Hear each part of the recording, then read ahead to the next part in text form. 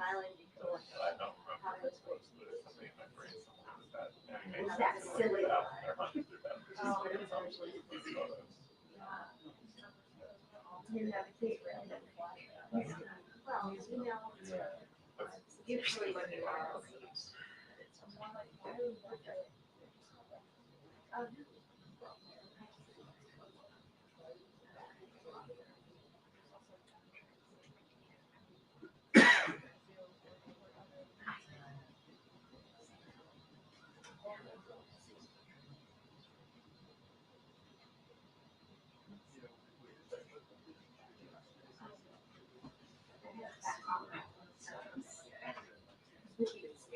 Oh, right. Not as he was great. I mean, I don't know how he was. Yeah, he like the old we don't really know. I mean, I think it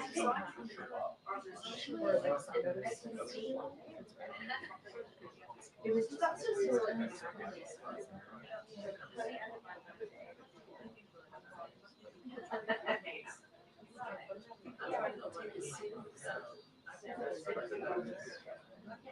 Unless Trump McDonald's.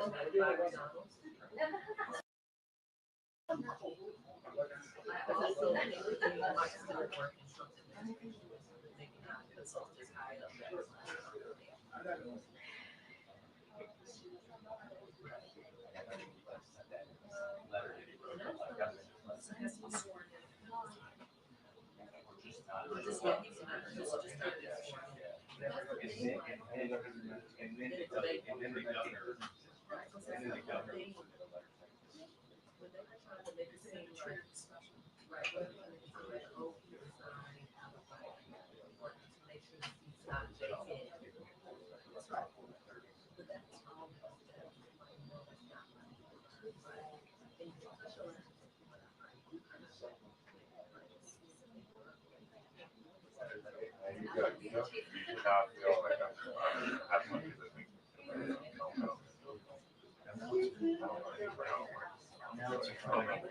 think. Which part of your I do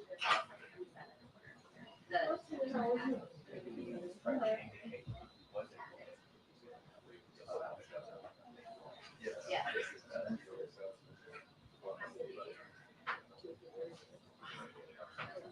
you can't relate those things.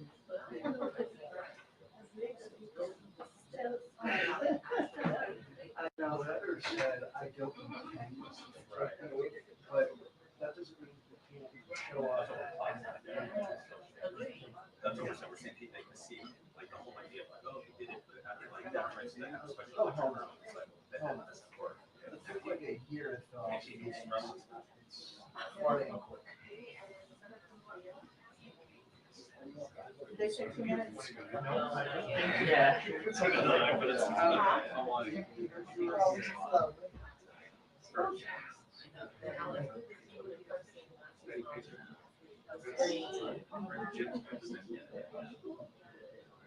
Well, yeah, it's just so I really just hate it. So I don't, you know,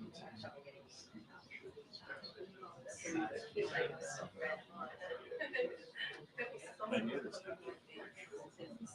Freshman session in Florida.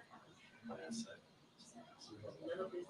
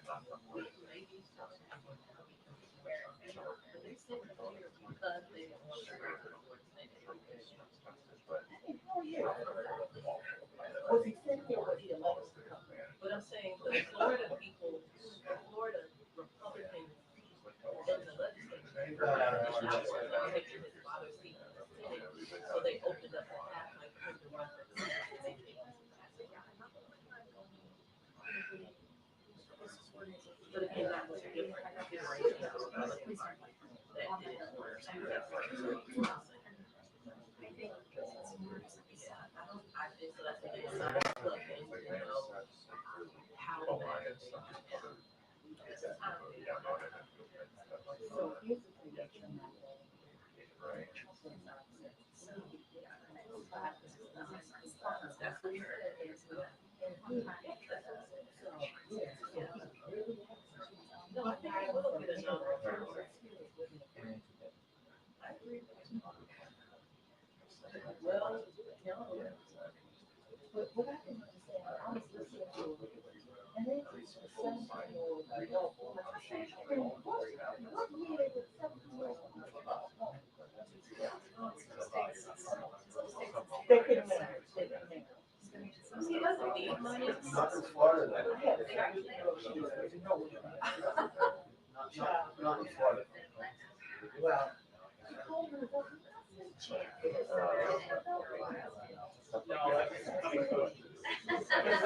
Qualified. No, I don't. But it's like usually people go somewhere, you know, to walk and say, end up here.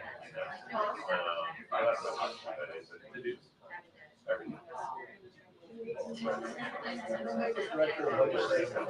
Oh my God, they're the best.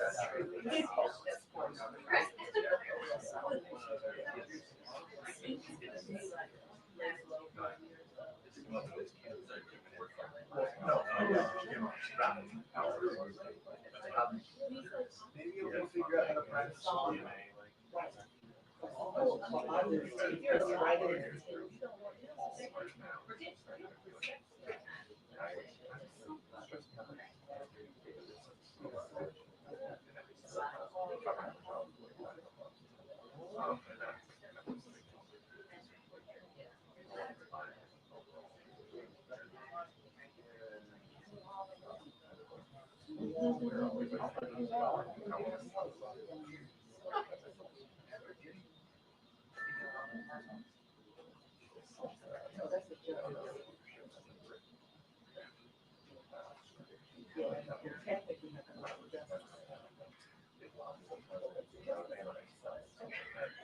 Whichever gets confirmed.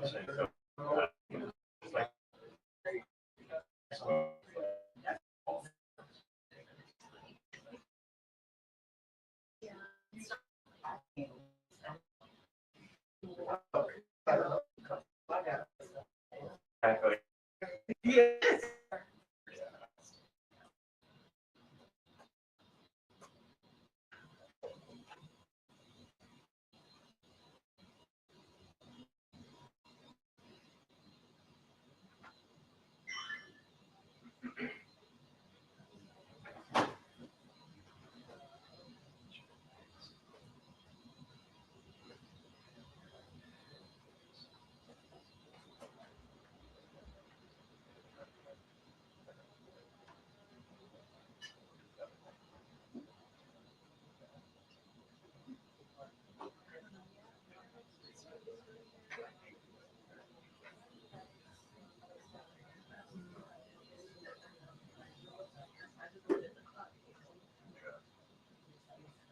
You can never be late for these questions. Yeah, really.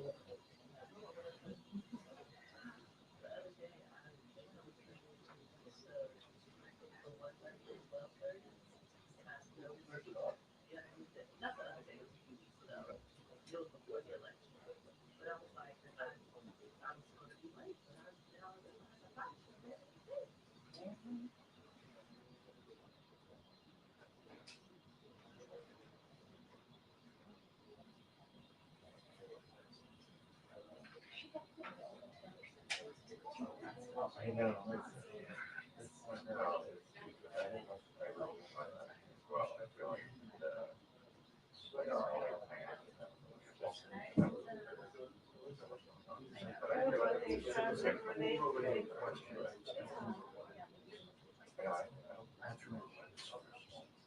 And the more I try to remember, the less I'll remember. Yeah.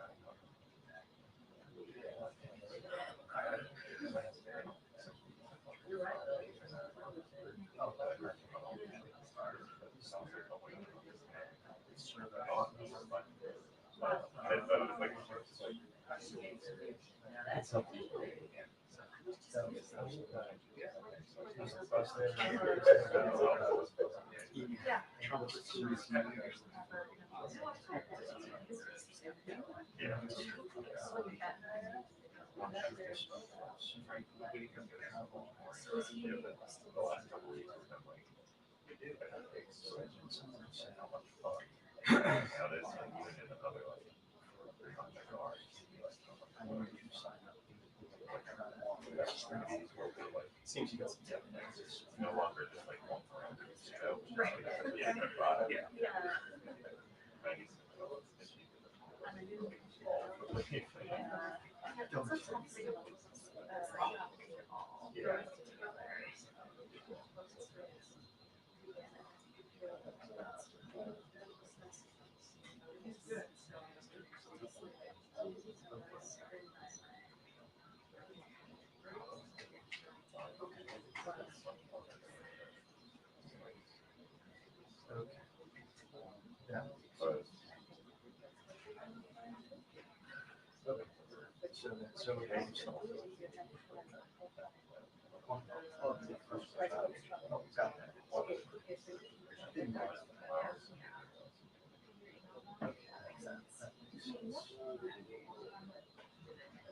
I can't.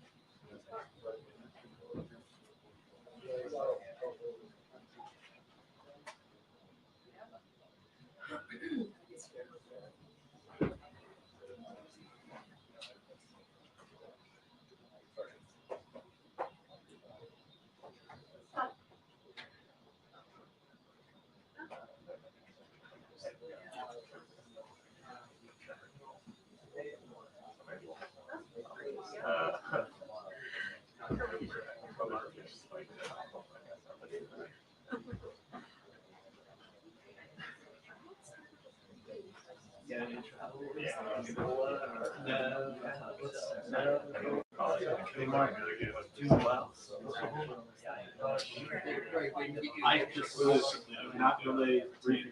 Did you ever get a rental car, by the way? You are again? I mean, like, it's just get a rental car. Did you find? I'm going down next week. Have you ever been? I mean, I go to work. I go Wednesday. Yeah.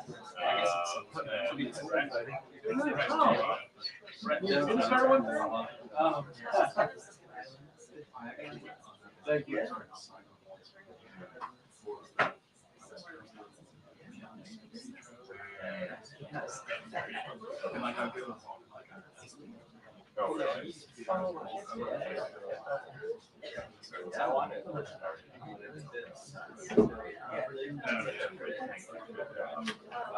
You take a, I assume you take I'm not sure. Yeah, but you would have, because I was going with that.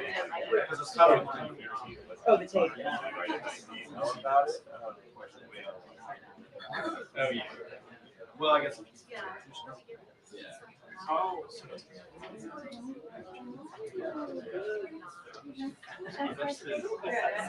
2 years ago. Yeah, you just you know, Hi, sorry. Yes. it must make sense.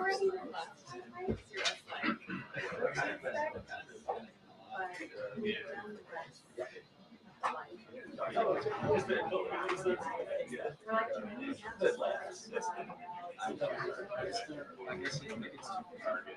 I'm like,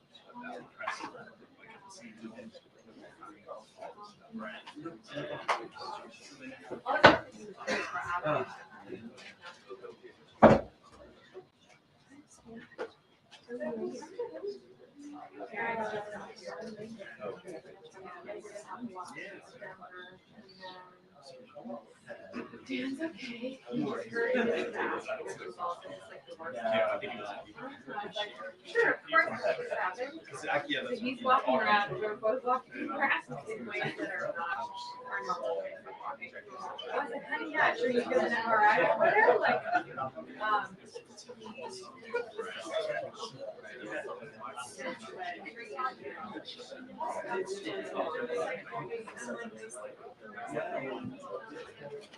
Hi, good afternoon, everybody. Oh, sorry. Fixing the podium or the lectern. I know. It matters. I know it does. I know. Okay. So on Monday afternoon, President Joe Biden and First Lady Jill Biden will travel to the U.S. Coast Guard sector, New York, for a Friendsgiving dinner with the service members and military families as part of the First Lady's Joining Forces initiative to support military families. This year's dinner, hosted by the Robert Irvine Foundation, will be prepared by Chef Robert Irvine and his team. The U.S. Coast Guard sector, New York, is home to over 500 active duty members and their family members and represents the largest military presence in New York City. During their visit, the President and the First Lady will thank service members and their families and help serve Thanksgiving meal. This is an annual tradition that is very special to the President and the First Lady. They look forward to yet another Friendsgiving dinner with some of the men and women who serve our country and their families who sacrifice so much for our communities. And on a related note, as Americans prepare for Thanksgiving, there's one more thing to be thankful for: much needed relief at the grocery store and the gas pump. For the second year in a row, the average cost of a Thanksgiving meal is falling, and many grocery chains are offering deals for the holiday. According to the American Farm Bureau, the average price of the typical Thanksgiving dinner fell 5%, with turkey prices down 6%. And as more Americans are getting ready to travel to see family members and loved ones, the price of gas has fallen to its lowest point in more than 3 years. Prices at the pump are down about 25 cents per gallon compared to this time last year, and below $3 per gallon in almost 30 states. There's more to do, and we're fighting to further lower costs and grow the middle class. President Biden will continue to use every tool available to help American families put food on the table and keep money in their pockets. And as you all know, the first week of December, the president will travel to Angola, where he will meet with President Lorenzo, recognize Angola's role as a regional leader, and underscore the true transformation of U.S. Angola relationship. Together, the United States and Angola are working to address a full spectrum of pressing challenges, from narrowing the infrastructure gap in Africa and growing economic opportunities and sustainable development in the region, to expanding technologies and scientific cooperation, bolstering peace and security, strengthening food security, and among others. While there, he will also meet with African and private sector leaders and reaffirm U.S. partnership across a host of high priority issues, including security, health, and the economy. As you all know well, President Biden has made revitalizing our international alliances and partnerships a key priority, recognizing that today's challenges require global perspectives and collective responses. The visit reflects his promise to visit the continent during his term, which he made at the U.S. Africa Leaders Summit, and we will have more to share in the days ahead. With that, Colleen, it's good to see you. I feel like it's been a while. Karine, can you talk about the decision to loosen restrictions on long range weapons for Ukraine? So, just a couple of things there that I do want to add is I want to be really clear. I'm not going to get into specifics about Ukraine's operation from the podium today. That is not something that we're going to do, and that's not something we normally do. What I'll say is something I'll just reflect on something that the National Security Advisor, Jake Sullivan, said earlier this week, which was the major escalation we're seeing is that Russia has gone to another country from another part of the world. North Korea brought in thousands of their troops to the front lines and have added them into this war. This is a significant change and one that we warned the Russians about before they did it. We continue to talk to our allies and partners about this, and as it relates to any operations on the ground, this is something for the Ukrainians to speak to directly. Just staying on Ukraine for a second, with regard to escalation, is there concern that Putin changing Russia's nuclear rules is sort of suggesting that the president's initial instincts on allowing long-range missiles further into Russia could amount to a dangerous escalation of the war? I mean, look, This this is is right. Was it right? And just to kind of reiterate what the National Security Advisor said, right? And you've heard this from other members of the NSC team, which is the escalation at every turn, at every step is coming from Russia. They're the ones who are escalating this. They're the ones who started this war. It is because of their aggression into a sovereign territory, Ukraine. And this war can end today. You hear say this over and over again. It can, if Russia would stop the war and stop what they're doing with their aggression. So this is an aggression from their side, and we've been very clear about that. You just heard me lay out a couple things that the National Security Advisor said just earlier this week. What they're doing, thousands of troops from another country that is now part of what Russia's doing with their aggression into Ukraine. So this is their aggression, not Ukraine's, not ours. To follow up here, for a long time, the White House argued that using these long-range tactical missiles into Russia to attack targets inside Russia would escalate the war, would really invite retaliation. So why now? Why change the policy now? I'm not going to get into specifics. I'm just not going to get into specific about Ukraine's operations. Not something that I'm going to do today. But I want to be really clear. But I guess I'm asking about the specifics of the White House's decision to change policy. I'm just telling you that I'm not going to get into specifics from here from the podium. I'm going to be very clear about that. And what I have said is, when you're thinking about bringing in thousands of troops to the front lines to add to the war, right? These are North Korean troops, as you know. That is the aggression from Russia's part. That's their aggression. And we're going to continue to be there for Ukraine. This is a president that has led on making sure Ukraine has what it needs in the battlefield. He's the one that rallied countries, more than 50 countries, to make sure that Ukraine got what it needed. But when we're talking about aggression here, or we're talking about escalation, pardon me, more so escalation, this is Russia's the one who's been escalating every step of the way here. And so if I'm hearing you right, it was that escalation, the North Korean troops. I wouldn't. I'm not saying that. I'm saying that I'm not going to get into specifics about Ukraine's operations from the podium today. You asked me about escalation, and I'm being very clear where the escalation is coming from, but I'm not going to get into specifics. 2 more months left in this administration. Are there new goals or definite goals that the president has in how to support Ukraine in these final 2 months? Realistically, what difference can he make in these last 2 months of his term? I mean, look, I think the president has made a whole lot of difference. Let's not forget, as before Russia invaded into Ukraine, the president was the one that warned about that happening. He was the one, and we were able to share that information with Ukraine. He's the one that made sure that NATO was stronger, the NATO alliance was strengthened. He led that effort. He was the one that helped rally more than 50 countries to get back to Ukraine. Let's not forget, and you all reported this, within days, we were hearing over and over again, within days, Kyiv would fall. We're hearing that over and over again. And today, because, yes, of this president and what he's been able to do, but also the bravery of the Ukrainians, they continue to fight. They continue to fight on.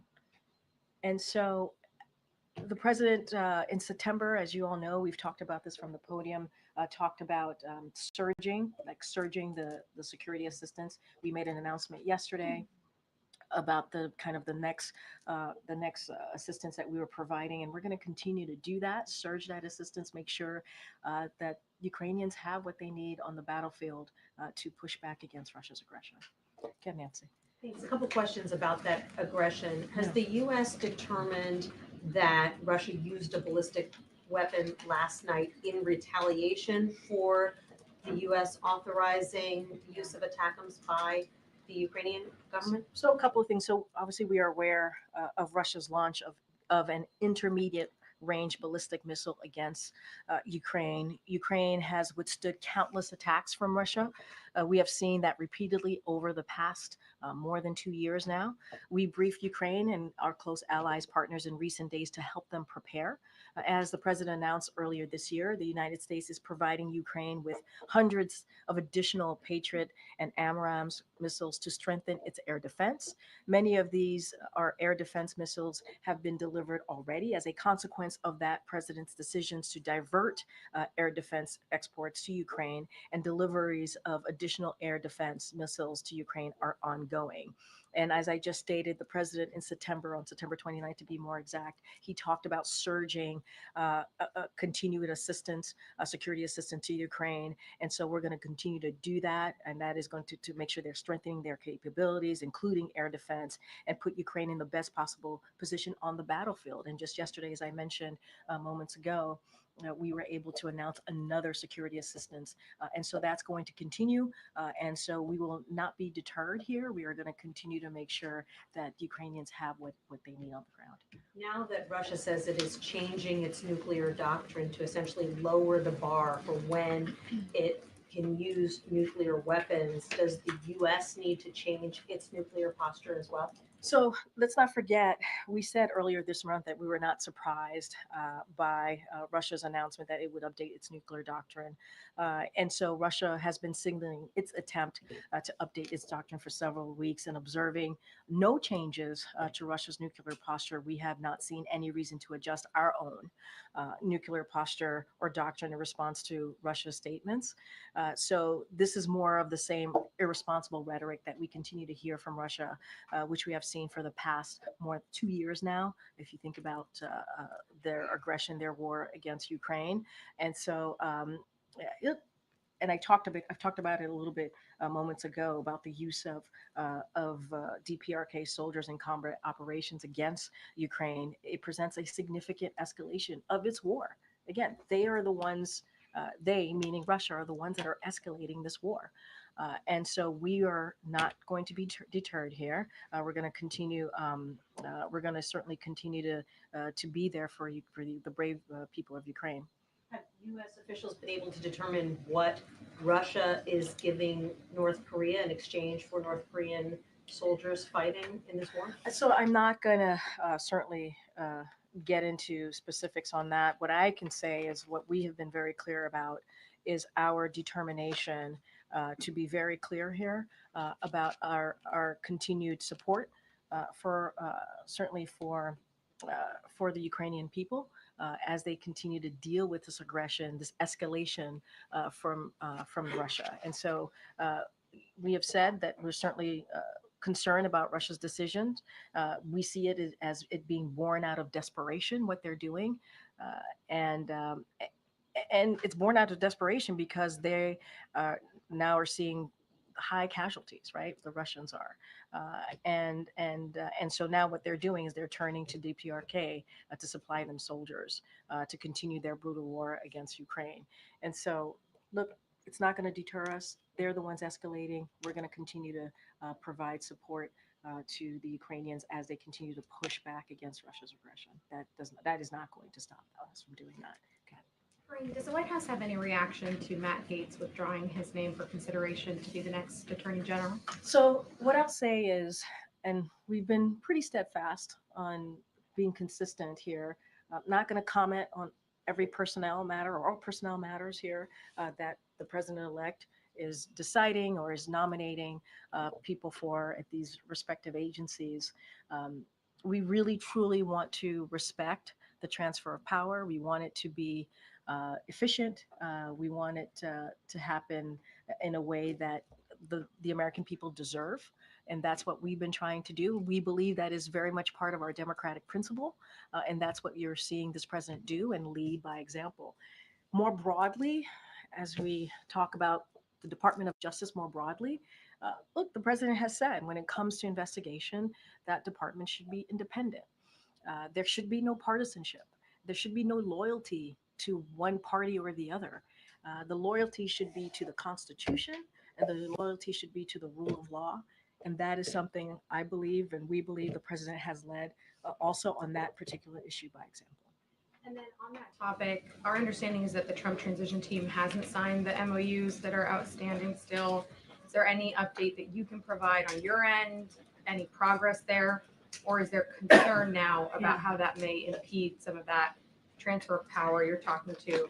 Yeah, and look, as you know, President Biden met with the president-elect to show that transition of power and obviously offering any assistance needed to make sure that happens in a way that is peaceful, obviously, and efficient.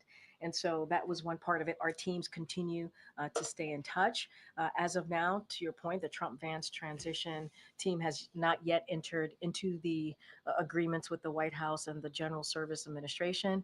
As you know, the Chief of Staff, Jeff Zients here, has reached out to the co-chairs and have consistently reiterated the wanting to work together and making sure that they have what they need. So we're going to continue to engage with the Trump transition team to ensure that we do have that efficient, effective transition of power. And in those conversations, we certainly are stressing that the White House and the administration stand ready to provide assistance and that access to services and information certainly outlined in the GSA and the White House Memorandum of Agreement, those MOUs. So those conversations continue, and we want this to go smoothly, and that's what we're trying to get to. And just finally, what is the White House view on Speaker Johnson saying that he will bar transgender women from using Capitol bathrooms as something that Congresswoman Nancy Mace has clearly raised in regards to Representative-elect Sarah McBride?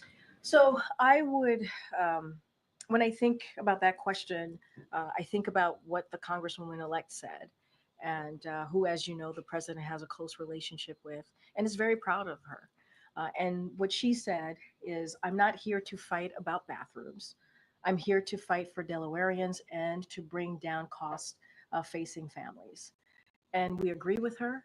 We think that's incredibly important to focus on the American people. Obviously, for her, it's the Delawareans who she represents. And so, again, the president is proud of her. I'm not going to add to that. Has he called her in recent I days don't over have this? I don't have a conversation to speak to. As you know, they had a moment to speak on the night of the election. He was able to call her and congratulate her. I don't have anything else to add, but I think her words speak volumes. Thanks, Karine. U.S. prosecutors charged Indian billionaire Gautam Adani over his role in an alleged bribery scheme this week. Is the administration concerned that this will damage U.S.-India relations, especially given the recent case with a former Indian intelligence official being charged in an assassination plot aimed at a U.S. citizen? So obviously we're aware of these allegations, and I would have to refer you to the SEC and DOJ about the specifics of those allegations against the Adani group. What I will say is on the U.S. and India relationship, we believe that it's extremely stands on an extremely strong foundation, anchored in ties between our people and cooperation across a full range of global issues. And so what we believe and we're confident about is that we'll continue to navigate this issue as we have with other issues that may have come up, as you just stated. And so the specifics of this is something that SEC and DOJ can speak to directly. But again, we believe that this relationship between India and the U.S. has been built on a strong foundation. I wanted to ask you also about the ICC's issuing arrest warrants for several top officials, including Netanyahu, over Israel's conduct in this war. I know that the U.S. rejected this decision. Does the administration see this ruling as a threat to Israel's ability to defend itself? And also, Republican Senator Lindsey Graham is calling for the Senate to sanction the ICC after this decision. Is that a measure that the White House would support? Yeah, so a couple things. Let me just say, because it's the first time I've had an opportunity to speak to this at the podium. So let me just say more broadly that we fundamentally reject the court's decision to issue arrest warrants for senior Israel officials. We remain deeply concerned by the prosecutor's rush to seek arrest warrants and the troubling process errors that led to this decision. The United States has been clear that the ICC does not have jurisdiction over this matter. You've heard us say this before. Whatever this prosecutor might imply, there is no evidence, none, between Israel and Hamas. There's just none. In coordination with partners, including Israel, we are discussing certainly those next steps, what that's going to look like. And to your question about sanctions, that's basically kind of just answered it in that last part of what I said. We're in consultation with our partners and also, which include Israel, about our next steps. We fundamentally reject that the ICC has jurisdiction over this situation. And so that's something that we've been pretty clear about and will continue to do so. Okay, MJ.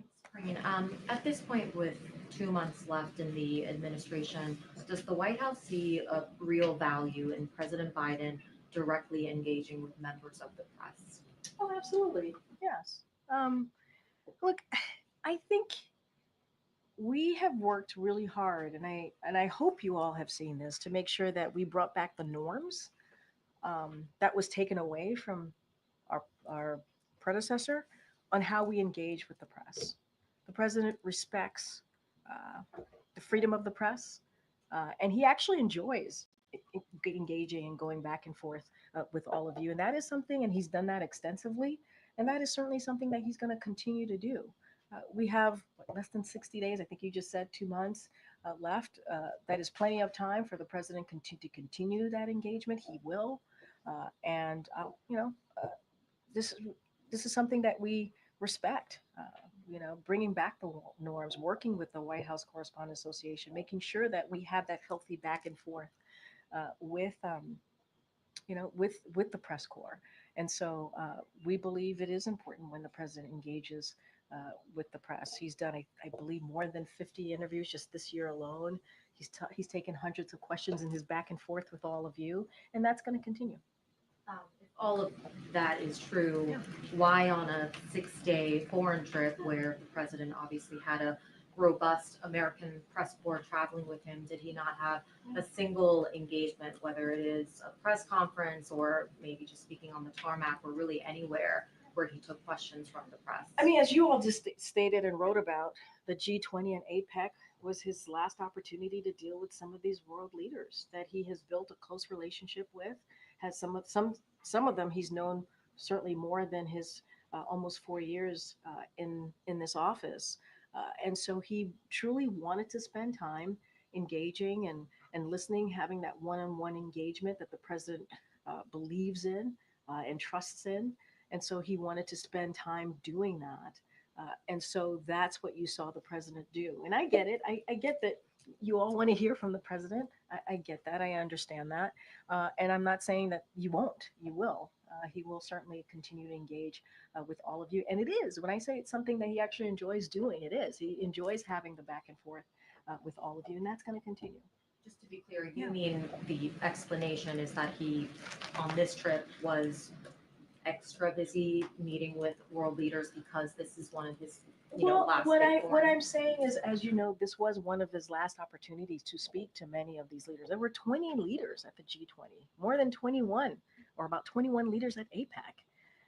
And so he wanted to spend that time certainly doing what he normally does at these conferences, obviously, but also, speaking directly to them as one of his final times as president. And again, putting that aside, I think your question was, do we believe that he should engage some version of that? I apologize if I'm not quoting you directly. Yeah, we think it's important for him to engage with the press. He thinks it's important to engage with the press, and that's going to continue. It is. You will hear from the president and have an opportunity to do those back and forths that you normally have done with him. This is related but separate from just the trip itself. It's been more than 2 weeks since the election. This was an election that elected a man that President Biden has repeatedly referred to as an existential threat. So why is it that the American people have not heard President Biden talk about this threat since the election? Because there was an election and the American people spoke. The will of the American people were very clear, right? And so the president is now in a situation where we have to deal with a peaceful transfer of power. We have to respect the will of the American people. And that's what you have been seeing from this president, trying to lead by example to make sure that that happens. And that's what the American people deserve. That's what the president deserved. And that's what I think he was very clear about in Rose Garden when he delivered his remarks 2 days after the election. And he said, he was very honest. He said, these, and again, I'm not quoting him exactly, but these were not the results that we had wanted, right? And that's just being honest. They weren't. But we are now in a position where he believes he has to lead by example and show what a peaceful transfer of power looks like. And so that's what you're seeing from this president. And, to the points that you made, I've been asked about existential threat. I've been asked about threat to our democracy. The president is always going to be honest with the American people. He feels like he is obligated. What he said still stands. But we are now in a different place. We are. The American people spoke. They deserve a peaceful transfer of power. That's what this president wants to do. Does he have a message for people on what they should do about this existential threat? Assuming that he still believes Donald Trump is an existential threat. Look, his thoughts and what he said, his thinking on that has not changed. It has not. And I think he was very clear about what he believes should have been done or how we should move forward. How, he was very clear during those moments that he spoke about it. Right now, he wants to lead by example and talk and show the American people what it looks like to have an efficient, effective transfer of power. And he believes that is what the American people deserve. And I'm just going to leave it there for now. Okay, Joey. Yeah, thanks, Karine. President-elect Trump this week confirmed he intends to declare a national emergency and use U.S. military to pursue mass deportations of undocumented immigrants. Does the president believe this is an appropriate use of the military?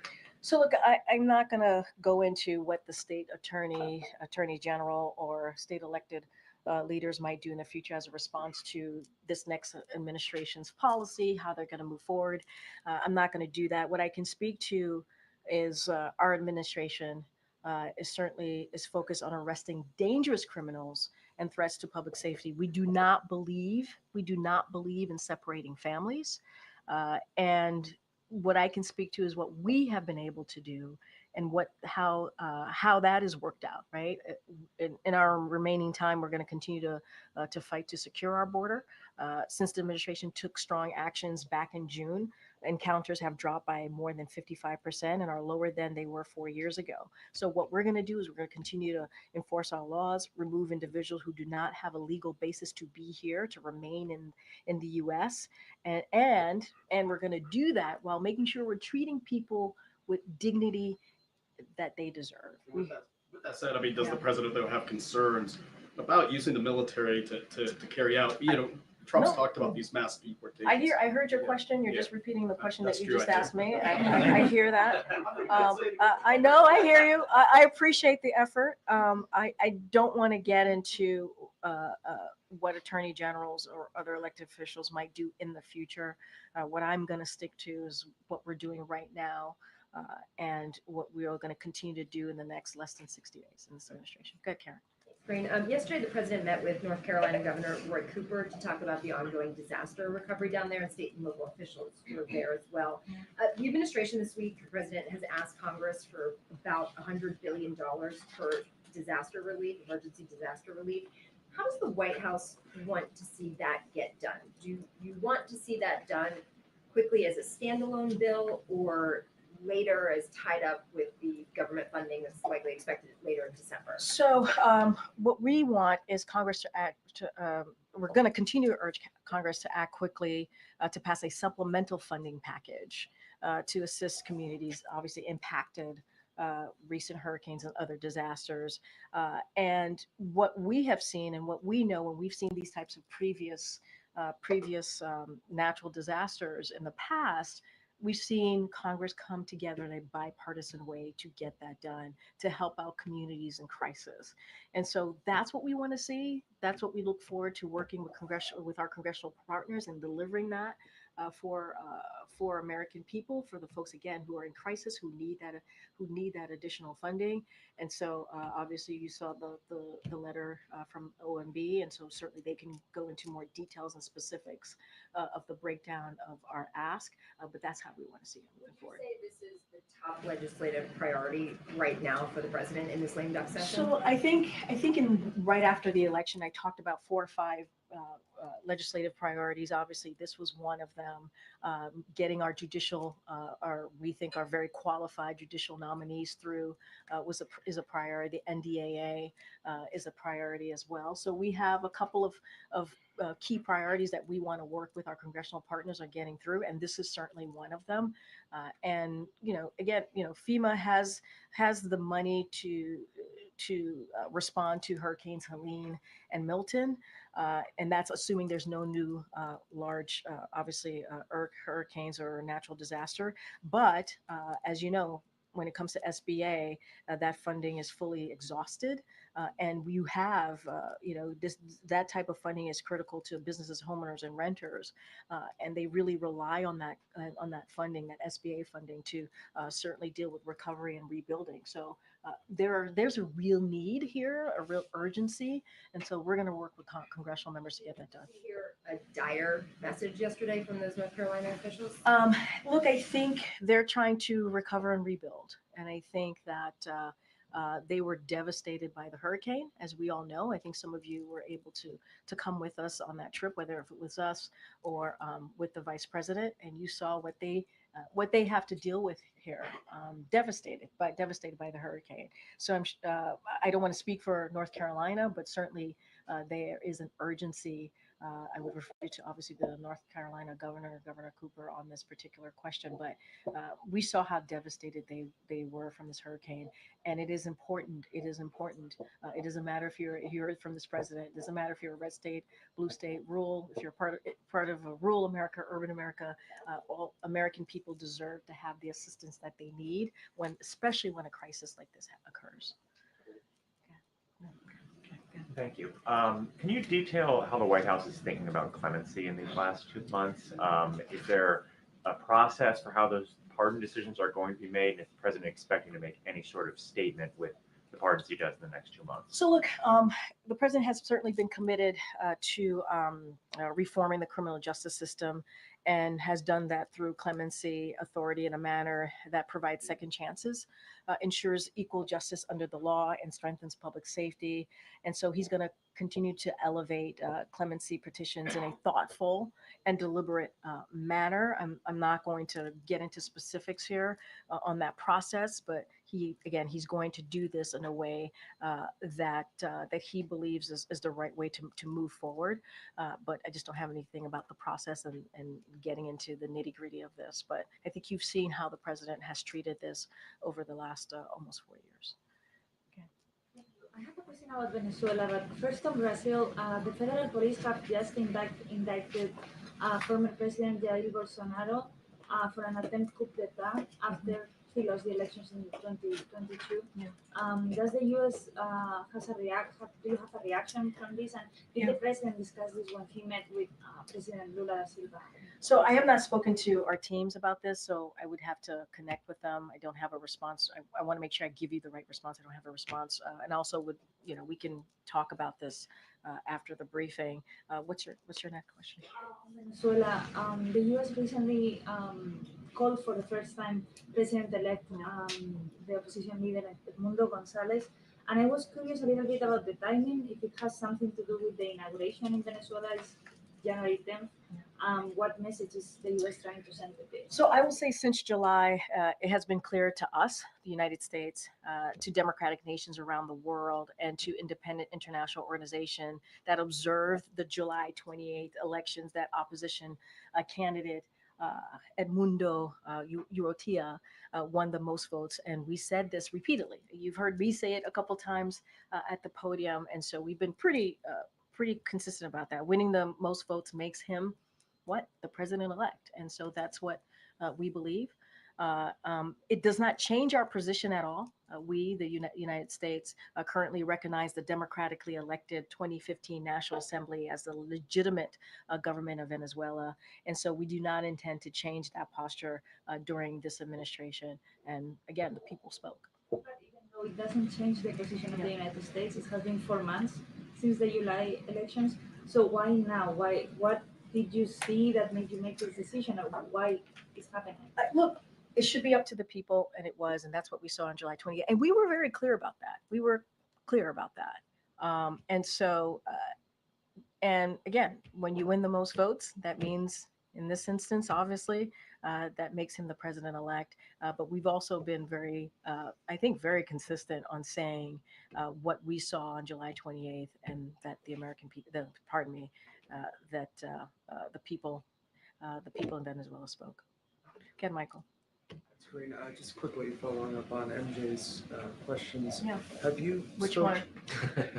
There were a few of them. Have you spoken to your named successor? And if so, what advice Oh. do you have for her? Oh, I didn't know that was where you're going. Following up, I didn't think it was that follow up. Look, I'm not going to speak to every personnel pick, specific personnel pick. I'm going to reiterate a little bit of what I just shared with MJ, which is that, over the past 4 years, we have done the best, I think, to stick to expected norms of the office. We've had over 500 briefings from this podium with gaggles also on Air Force One and abroad. And, we hope that they will continue to answer the questions of the American people. That's what we hope. And I will just add that, I have not spoken to my successor. What I will say is that I certainly wish her luck. And this was a great job. And it is an honor to speak on behalf of the President of the United States. It is a privilege, and it is something that I am very proud to have done for almost 4 years. So I'll leave it there. Go ahead, April. I have 2 questions. One to follow up on the person who's going to take your place. Oh, goodness. When Donald Trump was president the first time, there was a period of time where we had no press briefings. In the space that you're in this moment and have been in for a while, do you believe it's significant in this moment in time for the American public to hear from the spokesperson on a daily basis? Or do you believe that the president can do it himself? Look, I'm not going to speak how any administration decides to do the business of the American people, how to decide to communicate with the American people. What I can speak to is what we've tried to do, which is bring back the norms of how this all works, how we communicate with the press. And we've tried to do this in a very respectful way. I've mentioned we've done more than 500 briefings proudly. Some have been tough. Some have been tougher than most, if you will. But it is a privilege to stand at this lectern. It is behind this lectern at this podium. It is a privilege. It is a privilege to speak for this president. It is a privilege to actually talk about what we're doing to you and to the American people. I can't speak to what any administration is going to do. I'm not going to look into the future. What I can say is what we have been committed to: the freedom of the press, respecting the press, having tough back and forths. But this is what democracy is all about. In Africa. Yep. The last Republican president to travel to Africa was George W. Bush. And since Bill Clinton, except for Donald Trump, every president has traveled there. Is there a concern that with all of this, these last 4 years, having the vice president, the secretaries, and now the president go to Africa to highlight the importance of the continent on so many levels, is there a concern that you will lose ground in the next couple of years? Because Donald Trump didn't go last time, and he said some very harsh words about sub-Saharan Africa before. Again, I have no idea what the next administration is going to do. Really, I mean, I don't know what they're going to execute. I don't know what they're going to do. What I can say is the president's going to Africa because he made a commitment. You saw his commitment to the continent when he had the leaders of the African leaders here about almost 3 years ago now, I believe. Maybe a little bit longer. And he did that because we believe there are shared interests between the continent, the countries, obviously, and the U.S., and wanted to continue to transform those relationships, right? And work on those relationships. And so that's what you're going to see from this president the first week of December when he goes to Angola. I will add that this president believes in respecting people. Again, doesn't matter where you come from. Doesn't matter if you voted for him or not.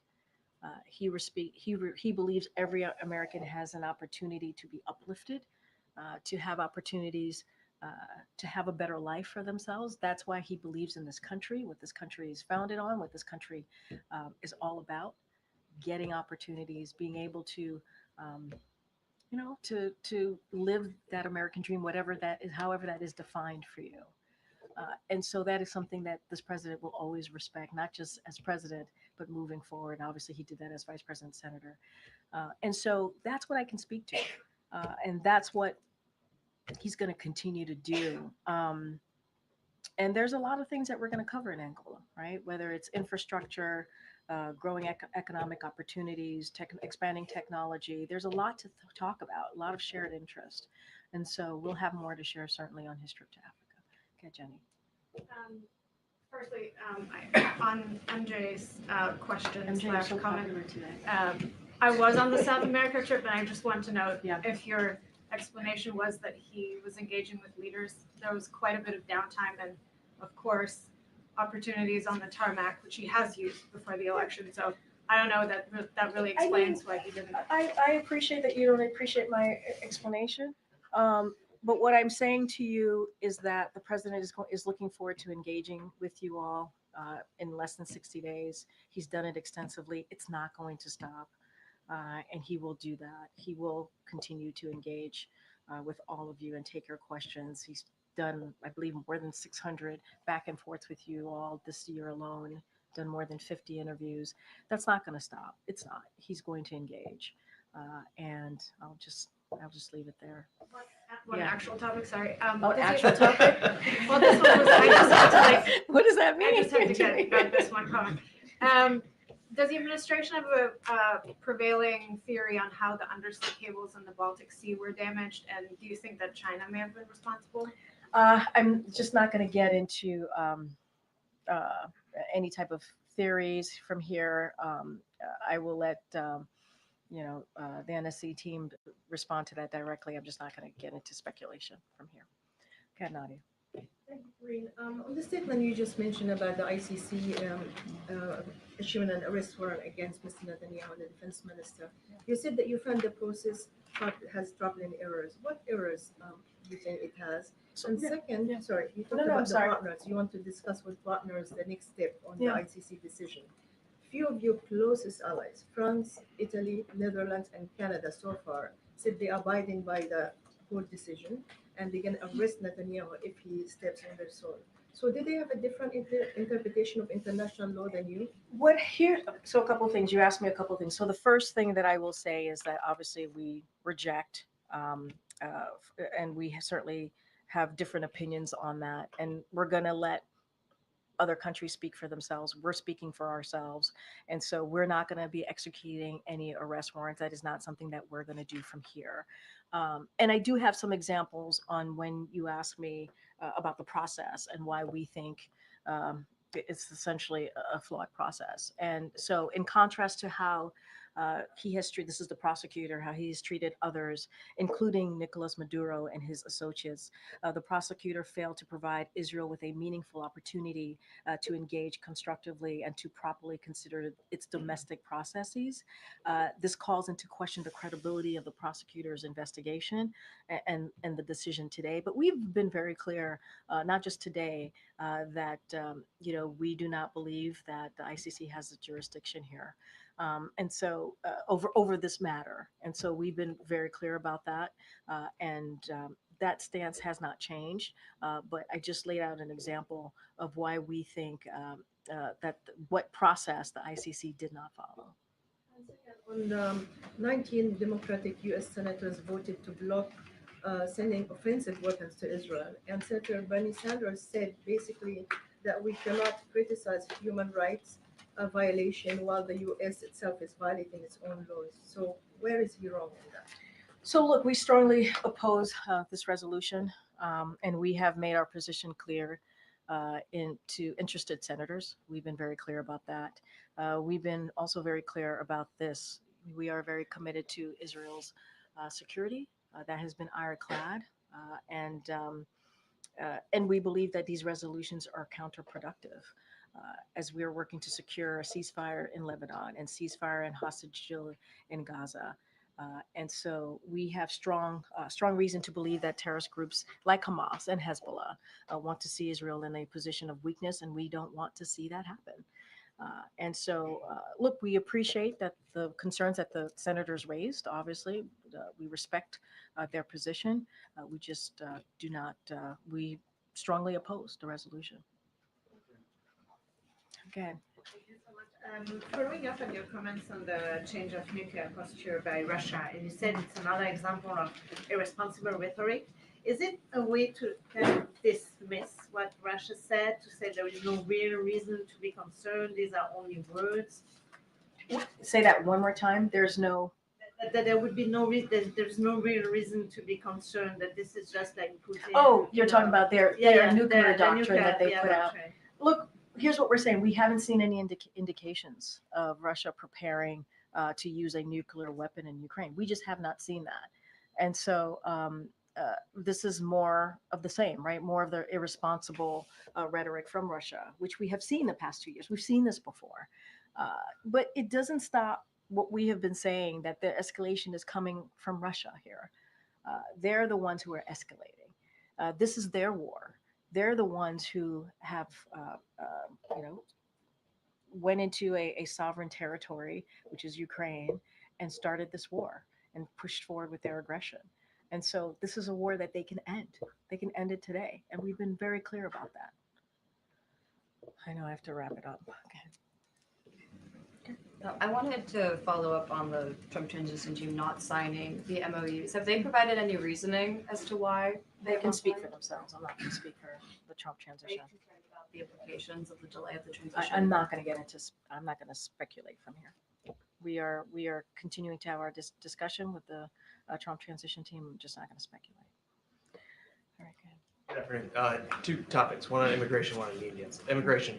New York Post is reporting that ICE is quietly loosening some of the restrictions on how migrants would have to follow the asylum procedure. Basically, they wouldn't have to do the physical check-ins with Customs Border Protection.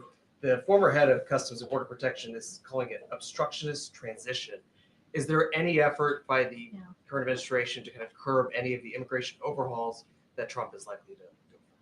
I don't have any policies, new policies to speak to at this time. I just don't have anything. Happening as far as we know? I don't, I would refer you to DHS for any specifics on that particular question. But if you're asking us if we are doing any policy changes, I don't have anything to announce. I laid out for one of your colleagues what we have been doing, especially since we moved forward with our executive action since in June, and what we have seen, encounters have dropped more than 55%, and they're lower than they were even 4 years ago. And so that is what we're going to continue to do. We're going to continue to enforce our laws. That's going to be our focus. But I'm not going to speculate on, again, what the next administration is going to do or not do. Anything specific about loosening of what's happening at the border, I would have to refer you to the Department of Homeland My second Security. question was just on unions. Yeah. The president has talked so much about being the most pro-union president ever. This week, the DNC staff union put out a pretty scathing note saying that so many DNC staffers have gotten laid off, no severance, they were shocked. I'm just curious, from an optics perspective, the vice president left town to go to Hawaii on vacation. Does the president think that's appropriate when so many DNC staffers are literally wondering what they're going to do for work? All right, let's not twist this in so many knots here. First of all, to your first part of your question, it's not the president who called himself the most pro-union president. It's other unions that have called him that, and he is proud to be called the most pro-union president ever. That is something that he was given to him, and he is proud to own that. And it's not because it's a frivolous statement. It is because he has shown, he's not just spoken, but taken action. And has had the back of union members and union workers throughout his presidency. As it relates to the DNC, I would have to refer you to the DNC. Does it look bad for the vice president to go to Hawaii while DNC staffers are just wondering vice, what they're going to do vice for work? president has taken time off to go spend time with her family. I don't think there's anything wrong with that. I think she deserves some time to be with her family and to have some downtime. She has worked very hard over the last 4 years, and her taking a couple of days to be with her family, good for her. Good for her. Thanks, everybody. Thank you. Thanks, everyone.